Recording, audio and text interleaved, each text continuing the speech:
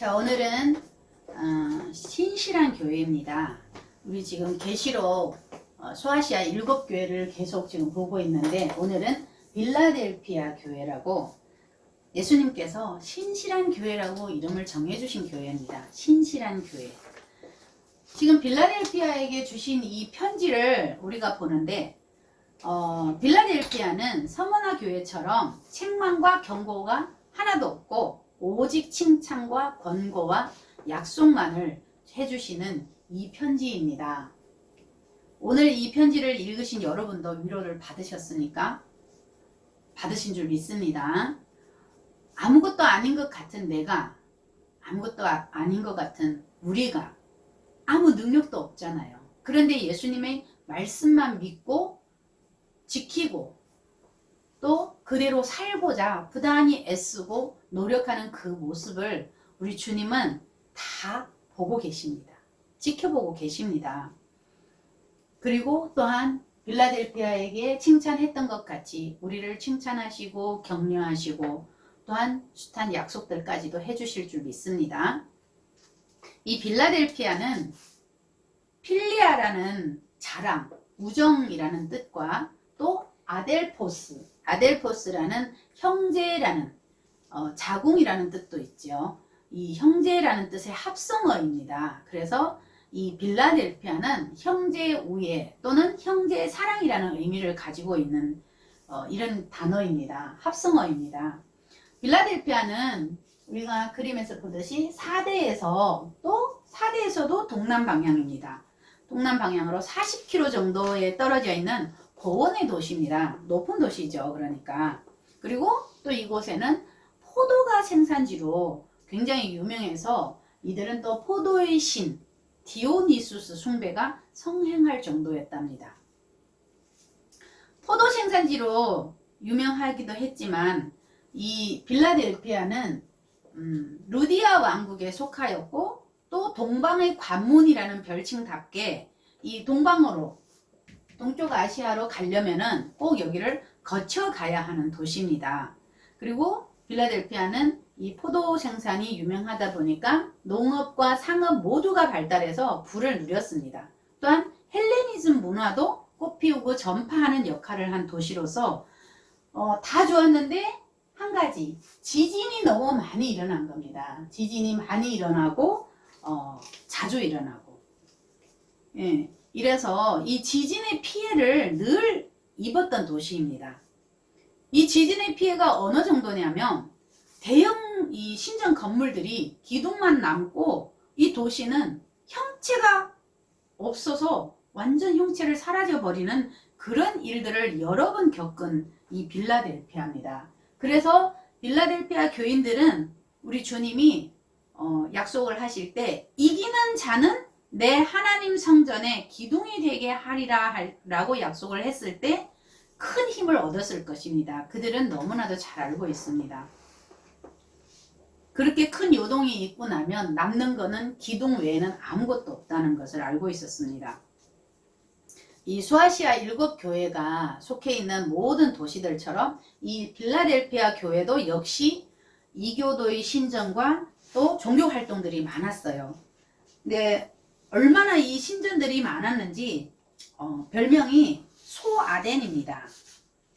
이 소아덴이라는 별명이 붙을 정도로 이 우상들이 많은 거예요. 우리 모두가 알다시피 아덴은 어디예요? 사도행전 17장에 나오죠.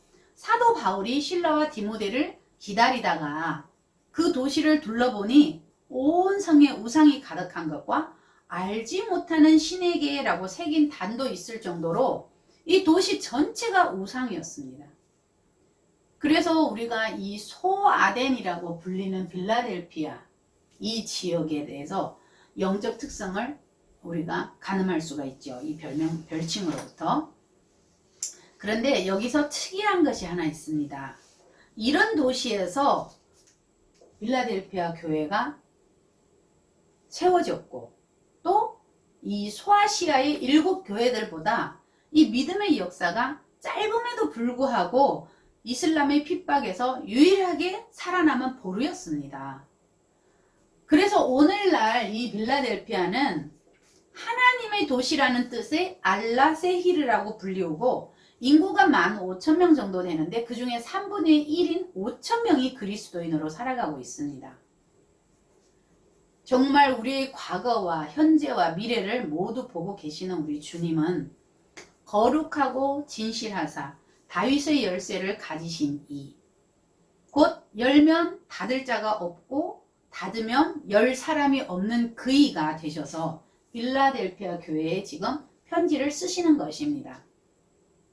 여기서 거룩하고 라는 이 헬라어는 호하기오스입니다. 정관사 호가 붙어 있습니다. 이 정관사 호가 있어서 정확하게 말하자면 이 거룩하고는 거룩하신 이라는 뜻입니다. 구약에는 하나님의 칭호로 쓰였고요. 신약에서는 그리스도의 칭호로 쓰였습니다. 그리고 예수님과 하나님의 동등됨을 나타내고 예수님의 신성과 메시아 되심을 나타냈습니다. 그리고 또 진실하사, 우리 예수님을 진실하사라고도 표현하지 않는데 호 알레디노스로 정관사 호가 또 다시 붙지요. 그래서 이 진실하신이라는 이런 의미를 가지고 있습니다. 구약에서 이 진실은 구약에서 하나님의 속성을 나타내었습니다. 그러나 본문에서는 예수님의 온전함과 충성함을 나타낼 뿐만 아니라 참 메시아로서 이 약속을 반드시 성취하시는 예수님의 신실하심을 그리고 있는 것입니다. 그리고 다윗의 열쇠 이야기가 나왔는데요. 다윗의 열쇠를 가지신 이라고 했는데 이 다윗의 열쇠는 이사야서 22장 15절로 25절을 인용한 것입니다. 이때는 히스기야 왕이 정권을 잡고 있을 때인데요. 이 히스기야 왕 시대에 이 국고를 맡고 있던 셈나라는 권력이 막강한 자가 있었는데 이 대신이 자기의 무덤을 파고 그것을 치장을 하고 있었습니다. 그래서 하나님으로부터 저주를 받습니다. 그리고 그가 가지고 있는 모든 권세를 하나님은 엘리야김에게 넘겨줍니다.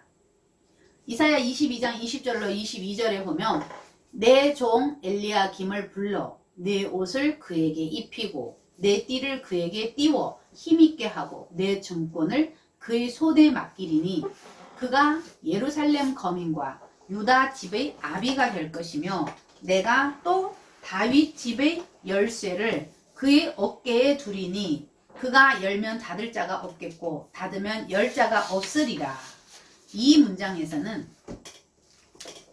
하나님은 엘리야김을 뭐라고 불렀어요? 내 종이라고 부르셨습니다. 그리고 엘리야김에게 옷을 입히고 띠를 띄우고 정권을 주어서 힘있게 만드시겠다고 메시아를 형용할 때 쓰는 이 언어들을 사용하신 것입니다. 또한 다윗의 집은 교회와 하나님의 나라의 모형입니다. 다윗의 열쇠를 가지고 계신 예수님은 하나님의 청지기로서 또 왕권의 상징으로서 또 하나님의 나라를 다스리는 권세를 가지고 하나님 나라의 출입 여부와 영생을 결정하시는 것입니다. 이처럼 다윗의 열쇠를 가지신 예수님은 열면 닫을 자가 없고 닫으면 열 사람이 없는 이 절대적 통치의 주권자로서 오직 예수 그리스도를 통해서만 하나님 나라에 들어갈 수 있음을 지금 보여주고 계시는 것입니다. 주님은 이 말씀을 꼭 빌라델피아 교회에게 해줘야 하는 이유가 있었습니다. 왜냐하면 계시록 3장 9절에 보면 사단의 회, 곧 자칭 유대인이라 하는 이런 말씀이 나옵니다. 이 사단의 회, 곧 자칭 유대인이라 하는 이런 자들이 당시에 빌라델피아에 많이 거주하고 있었습니다. 근데 이 자칭 유대인들은 아브라함의 혈통적 자손이라는 이유로 자기들만 다윗의 나라를 유업으로 받았다고 주장을 하고 또 자기들만 하나님의 나라에 들어갈 수 있다고 이 가난하고 이 빌라델피아 교회요. 이 가난하고도 교인 수도 적은 이 빌라델피아 교회를 핍박하고 배척을 했습니다. 너희들이 백날 믿어봐라. 하나님 나라는 우리 유대인들만 갈 수 있는 거야. 이렇게 이들이 계속 핍박을 한 것입니다. 정말 이 작고 가난한 또 핍박받던 교회가 자기들이 믿고 있는 이 예수님이 지금 어떤 모습으로요? 거룩하신 하나님이시고 또한 기름 부음 받으신 메시아로서 철장으로 통치하실 것이고 또 하늘 보고의 열쇠를 가지고 빌라델피아 교회를 향해서 하나님 나라의 문을 열어주신다고 하니까 얼마나 이 빌라델피아 교회의 교인들에게 위로가 되었겠습니까? 볼지어다 내가 내 앞에 열린 문을 두었으되 능히 닫을 사람이 없으리라. 내가 내 행위를 아노니 내가 적은 능력을 가지고도 내 말을 지키며 내 이름을 배반치 아니하였도다. 주님 이렇게 말씀하십니다. 이 열린 문은 문을 열어 놓았다는 뜻으로 이 열린 문에 대해서는 이사야서에서 인용이 된 것입니다. 이사야 60장 11절에 보면 내 성문이 항상 열려 주야로 닫히지 아니하리니 이는 사람들이 내게로 열방의 재물을 가져오며 그 왕들을 포로로 이끌어 옴이라. 이렇게 말씀하십니다. 이 말씀은 어떤 얘기냐면 예수 그리스도의 십자가의 대속의 죽음으로 말미암아서 하나님의 백성들이 하나님께로 돌아올 것을 예언하신 것입니다. 그렇기 때문에 주님이 빌라델피아 교회에게 내 앞에 열린 문을 두었다라고 말씀하신 것은 빌라델피아 교회를 향해서 천국 문을 열어 두었다고, 이미 빌라델피아 교인들이 하나님의 백성이 되었음을 인정하고 예수님께서 임마누엘로 항상 그들과 함께 계신다는 위로의 말씀입니다. 이 열려있는 천국 문은요, 예수님 외에는 아무도 닫을 수가 없습니다. 그리고 그리스도께서 열어주신 그 구원의 문도 예수님 외에는 닫을 사람이 없습니다. 이 빌라델피아 교회가 정말 육신적으로는 정말 깜깜하죠. 칠흑같이 어두운 이 밤의 고난을 겪고 살아가고 있습니다. 그렇지만 이들은 지금 영적으로는 어때요? 환한 대낮의 삶을 살고 있는 것입니다. 곧 열려있는 이 천국 문을 향한 삶을 살아가고 있다는 것을 말씀해 주시는 것입니다. 우리가 어두운 곳에 있다가 갑자기 불빛이, 문을 딱 열었는데 불빛이 탁 들어와요. 얼마나 화납니까? 그러면 갑자기 희망이 생기는 것 같잖아요. 그걸 봤을 때 우리 빌라델피아 교회 교인들은 정말 이 열린 천국 문을 보고 살아갈 때 굉장히 힘을 얻고 살아갔겠죠. 또 왜 우리 주님이 빌라델피아 교회 앞에 이 천국 문을 열어 두었냐면, 여기에 뭐냐면 밑에 아까 그 8절 밑에 하반절에 내가 내 행위를 아는데 내가 적은 능력을 가지고도 내 말을 지키며 내 이름을 배반치 아니하였기 때문이라고 우리 주님은 다 보고 계신 거예요. 누구예요? 빌라델피아 교회의 교인들이 하는 모든 행위들이 뭐예요? 적은 능력을 가지고 주님의 말씀을 지키고 주님의 이름을 배반하지 않은 것입니다. 그렇기 때문에 하늘의 천국 문을 빌라델피아 교회를 향하여 열어놓았다고 말씀하시는 것입니다. 여기서 적은 능력의 헬라어 미크란 에이케이스 디나미는 거의 능력이 없다는 의미입니다. 이 빌라델피아 교회의 교인의 숫자도 적었고요. 또 그들의 신분도 낮았습니다. 그렇기 때문에 지위라는 것은 거의 있을 수 없는 것입니다. 이렇게 보잘것없는 그들이 이 빌라델피아 교회가 이렇게 보잘것이 없는데 그들이 유대인들로부터 계획적으로 가해지는 시련과 온갖 유혹을 뿌리치고 진리에 서서 하나님의 말씀을 굳게 지키고 말씀대로 살아서 주님을 배반하지 않은 것입니다. 이런 빌라델피아 교회를 바라보시는 주님의 마음이 얼마나 흐뭇하고 기쁘실지 생각해 보셨습니까? 보라, 사단의 회, 곧 자칭 유대인이라 하나 그렇지 않고 거짓말하는 자들 중에서 며칠 내게 주어 저희로 와서 내 발 앞에 절하게 하고 내가 너를 사랑하는 줄을 알게 하리라. 주님이 이 빌라델피아 교회를 얼마나 사랑하시는지 이것을 이 자칭 유대인들에게 보여주는 방법을 말씀하시는 것입니다. 자칭 유대인이라고 하는 이 거짓말하는 자들 중에서 내 발 앞에 절하게 하겠다는 것입니다. 이 자칭 유대인들은 자신들의 혈통만 믿고 자기들만이 하나님 나라의 하나님의 선택받은 민족이고 자기들만이 하나님의 나라에 들어갈 자격이 있다고 우쭐대면서 이 빌라델피아 교회의 교인들을 탄압하던 무리들입니다. 그러나 주님은 그들을 뭐라고 해요? 사단의 모임이라는 사단의 회, 또 주님이 인정하지 않는 자칭 유대인, 또 거짓말하는 자들이라고 결론을 내리고 있습니다. 그러면 과연 그들이 거짓말을 그렇게 많이 했을까요? 빌라델피아에 살고 있는 유대인들이 과연 그렇게 거짓말을 많이 했을까요? 근데 실제로 우리가 유대인들 중에는 거짓말하지 말라는 하나님의 계명을 지키기 위해서 입을 꿰맨 사람들이 있을 정도로 이 거짓말을 하지 않으려고 노력했던 사람들이 있었다고 합니다.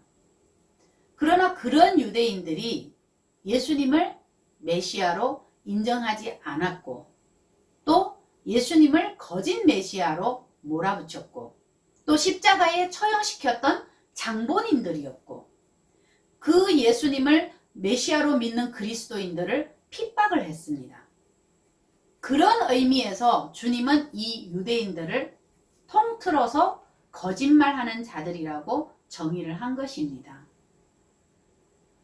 거짓말하는 자들 중에서 몇을 내게 주어 저희로 와서 내 발 앞에 절하게 한다는 이 표현은 이사야서 60장 14절 말씀을 인용한 것입니다. 이사야 60장 14절 말씀에 너를 괴롭게 하던 자의 자손이 몸을 굽혀 내게 나아오며 너를 멸시하던 모든 자가 내 발 아래 엎드리어 너를 일컬어 여호와의 성읍이라 이스라엘의 거룩한 자의 시온이라 하리라 이렇게 말씀하십니다. 너를 일컬어 여호와의 성읍이라 이스라엘의 거룩한 자의 시온이라 하리라 하는 이 말씀 중에요. 이 여호와의 성읍과 이스라엘의 거룩한 자의 시온은 하나님의 백성을 가리키는 말입니다. 이 유대인들은 구약에 굉장히 능통하지요. 이들이 이 말씀을 표면적으로만 보고 이방인들이 자신들한테 와서 굴복할 거라고 지금 믿고 있었습니다. 그러나 주님은 예수님을 메시아로 주로 시인하고 믿고 따르는 이방인들을 영적 이스라엘로 세우시고 예수님을 부인한 이 유대인들의 무릎을 꿇려서 영적 이스라엘 앞에 굴복하게 하심으로 주님이 얼마나 빌라델피아 교회를 사랑하시는지를 알게 해주시겠다는 이 말씀입니다. 빌라델피아 교회야, 내가 비록 작고 가난하고 보잘것이 없어 보이지만 너야말로 진정한 이스라엘이요, 너야말로 진정한 유대인이요, 진정한 그리스도인이요, 진정한 하나님의 백성이요, 진정한 하나님의 성전이다 라고 지금 인정해 주시고 위로해 주시는 것입니다. 주님의 위로는 여기서 끝나지 않습니다. 10절 말씀에 내가 나의 인내의 말씀을 지켰은즉 내가 또한 너를 지키어 시험의 때를 면하게 하리니 이는 장차 온 세상에 임하여 땅에 거하는 자들을 시험할 때라 말씀하십니다. 나의 인내의 말씀을 지켰은즉 이라는 말을 유심히 보면 우리 주님은 우리가 우리의 인내로서 하나님의 말씀을 지켰다고 하지 않으시고 나의 인내의 말씀을 지켰다고 말씀하십니다. 그래서 예수님의 인내의 말씀, 곧 복음이죠. 이 복음을 잘 지켰기 때문이라고 말씀하시는 것입니다. 예수님의 복음을 잘 지킨 이 빌라델피아 교회를 예수님은 시험의 때를 면하게 하리라고 말씀하신 것입니다. 다시 말하면 빌라델피아 교회는 예수님의 순환과 죽음과 인내와 부활을 확실하게 잘 이해했을 뿐만 아니라 잘 지켜냈다는 것입니다. 그런데 여기서 우리식의 문자적인 이해를 하면 오해를 불러올 수 있는 구절이 있습니다. 너를 지키어 시험의 때를 면하게 하리니 라는 말입니다. 이 말씀은 요한복음 17장 15절의 말씀과 일맥상통한다고 볼 수 있습니다. 요한복음 17장 15절 말씀에 내가 비옵는 것은 저희를 세상에서 데려가시기를 위함이 아니요 오직 악에 빠지지 않게 보전하시기를 위함이니이다. 육신으로 이 땅에서 사역하실 때 우리 예수님은 성도들을 시험에서 뽑아내어서 데려가시는 것이 아니라 세상 속에서, 우리가 살고 있는 이 세상 속에서, 또한 우리 이 마음의 세상 속에서 악에 빠지지 않게 지켜주시고 보전해 주시도록 하나님 앞에 기도하신 것입니다. 이 세상이라고 하니까 물론 밖의 세상도 세상이지만 우리 마음속 이 세상입니다. 우리가 이 마음속 세상이 굉장히 복잡하다 그랬죠. 창세기 때도 네 왕, 다섯 왕, 형제같이 동맹한 자들 별거 다 나오죠. 다 이 속에 있는 세상입니다. 이 세상 속에서 지키시고 보전해달라고 하나님께 기도하신 것입니다. 마찬가지로 너를 지키어 시험의 때를 면하게 하리니 라는 말씀은 지금 인의 재앙, 나팔 재앙, 대접 재앙 이런 밤같이 짙은 어둠의 재앙들 속에서 지금 통과하는 과정 속에 있습니다. 빌라델피아 교회가. 물론 우리도 마찬가지입니다. 예수님이 마음에 들어오면 우리는 빛이 되지요. 시험의 때를 면할 수가 있지요. 그렇지만 어두움이 더 많은 부분을 차지하면 악에 빠지지 않는다고 보장할 사람이 아무도 없습니다.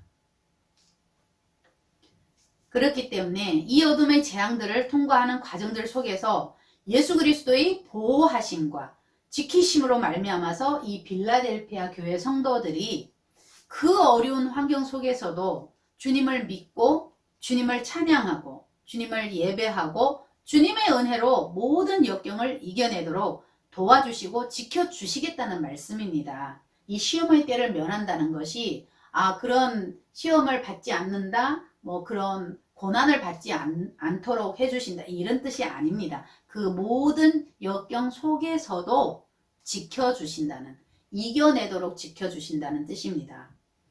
이런 빌라델피아 교회에게 주님은 뭐라고 말씀하셔요? 내가 속히 임하리니 내가 가진 것을 굳게 잡아 아무나 내 면류관을 빼앗지 못하게 하라는 권면을 하시는 것입니다. 이 면류관은 뭐예요? 면류관은 옛날부터 운동 경기를 해서 1등 하는 사람한테 주는 것이잖아요.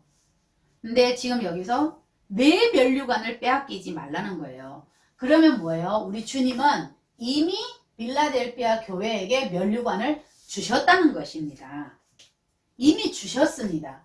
그러니까 빼앗기지 말아라. 악에 빠지지 말라는 얘기입니다.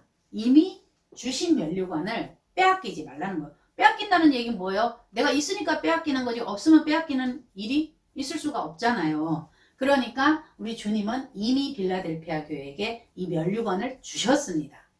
대신에 지금 뭐라고 해요? 내가 가진 것을 굳게 잡아서 빼앗기지 말라고 말씀하십니다. 이 빌라델피아 교회가 가진 것이 뭐예요? 예수님의 인내에 대한 말씀이잖아요. 즉 복음이잖아요. 주님은 지금까지 빌라델피아 교회가 그 복음을 잘 지켜온 것 같이 지속적으로 인내의 이 말씀으로 영적 무장을 잘해서 이 받은 면류관을 빼앗기지 않고 예수님을 만나는 그날까지 신앙생활을 잘 하도록 지금 권고를 하시면서 또 3가지 약속을 더해 주십니다. 이기는 자는 내 하나님 성전의 기둥이 되게 하리니 그가 결코 다시 나가지 아니하리라. 내가 하나님의 이름과 하나님의 성, 곧 하늘에서 내 하나님께로부터 내려오는 새 예루살렘의 이름과 나의 새 이름을 그의 위에 기록하리라. 지금 세 가지 약속을 해주셨어요. 첫 번째는 하나님 성전의 기둥이 되게 하는 것. 두 번째는 결코 다시 나가지 아니하게 할 것이라는 것. 그 다음 세 번째는 이 이름들을 기록해 줄 것이라는 것. 그래서 우리가 하나님의 성전이 기둥이 되게 한다는 이 말씀을 이 빌라델피아 교인들은 아주 쉽게 알아들었을 것입니다. 지진의 폐허 속에서 유일하게 남아있는 이 기둥들을 보아왔던 그들은 하나님의 성전의 기둥이 되게 한다는 것은 흔들림 없이 굳건하게 안전하게 자리 잡아 주신다는 것으로 알아들었을 것입니다. 또 뿐만 아니라 결코 다시 나가지 아니하리라는 이 약속은 결코 아니한다. 뭐예요? 이중적 부정입니다. 결코 다시 나가지 아니하리라. 이중적 이 부정으로 강한 긍정을 나타내는 말이 되는 거죠. 여기서는 하나님 성전의 기둥으로 세워서 주님이 영원히 안전하게 보호하신다는 약속인 것입니다. 그리고 하나님의 이름과 새 예루살렘의 이름과 나의 새 이름을 그의 위에 기록하리라고 약속을 하셨는데, 이 하나님의 이름, 첫 번째 하나님의 이름, 하나님의 이름을 보겠습니다. 이 하나님의 이름은 계시록 22장 4절 말씀에 그의 얼굴을 볼 터이요 그의 이름도 저희 이마에 있으리라. 이 말씀같이 하나님의 자녀가 되는 것과 하나님께 온전히 속하게 된다는 것을 약속하시는 것입니다. 이 하나님의 이름이라는 것은 하나님의 자녀가 되는 것입니다. 그리고 두 번째는 하나님의 성, 곧 하늘에서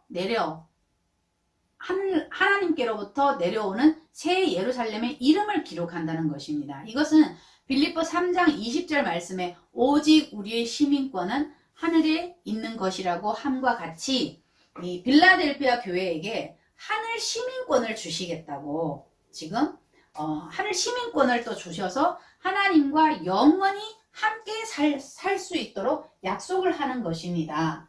이 두 번째 새 예루살렘의 이름이라고 그랬죠. 새 예루살렘의 이름은 뭐예요? 지금 하나님의 시민권, 하늘의 시민권이라고 했죠. 이건 시민권이라고 해서 두 번째는 시민권입니다. 하늘의 시민권. 세 번째는 나의 새 이름입니다. 예수님의 새 이름을 주신답니다. 지금 말씀하시는 분은 예수님이잖아요. 예수님의 새 이름이 뭘까요? 예수님의 새 이름 궁금하지 않아요? 저도 깜짝 놀랐어요. 처음 봤습니다. 나의 새 이름이라고 기록한 것을 그렇게 많이 봤는데 처음 봤어요. 또 빌립보 2장 8절로 10절 말씀에 보면 사람의 모양으로 나타나셨음에 자기를 낮추시고 죽기까지 복종하셨으니 곧 십자가에 죽으심이라. 이러므로 하나님이 그를 지극히 높여 모든 이름 위에 뛰어난 이름을 주사 하늘에 있는 자들과 땅에 있는 자들과 땅 아래에 있는 자들로 모든 무릎을 예수의 이름에 꿇게 하시는 것. 자, 나의 새 이름, 예수님의 새 이름이 보니까 9절 말씀에 있더라고요. 모든 이름 위에 뛰어난 이름입니다. 모든 이름